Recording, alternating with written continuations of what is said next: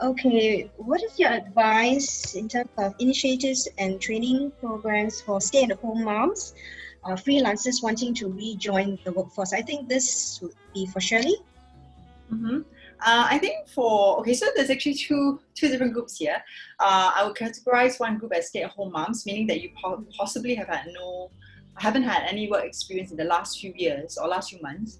And then there's a freelancer group where you're actually changing your work arrangement, right? Because if you are freelancing, my guess is you've been taking on different projects. And so again, to add on to Fariza's point, which I thought was very valid, one reason why when someone comes to me and says, I sent 200 over resumes, no one has actually called me up, is actually somewhat related to this. The idea is that I haven't been thinking through what my career history is, and I haven't been shaping my resume to suit myself and also to suit the job.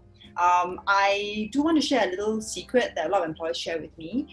When they are going through resumes, we always can tell when someone has just tried their luck for every single job, meaning that your resume is not tailored. So please bear this in mind, because if you're a stay-at-home mom, for example, the greatest challenge is that, the fear of the employer is that you are not as relevant as you used to be. So this is actually applying to anyone who has been not working for some time. The idea of relevance is very important. So you need to show somehow in your resume that you have been staying relevant. So how do you do that? It could be through volunteer work that's related to where you want to go to, the courses that you are taking up. I know that GSG has a ton of courses. Please go and look. And again, be selective. Think through where you want to go.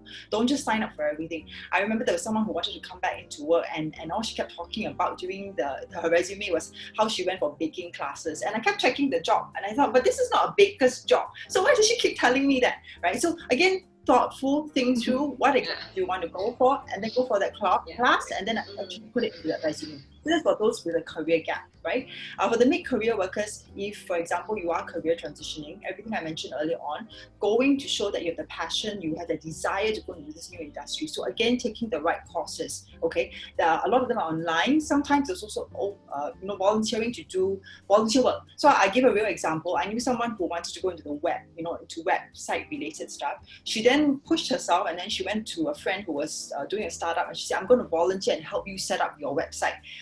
For free. So that is what I mean by volunteer work. It's not just going out to support physical, like giving out rice. No, that's also a different kind of volunteer. I'm really talking about trying to find volunteer work that you can put in your resume to be appealing to the next employer.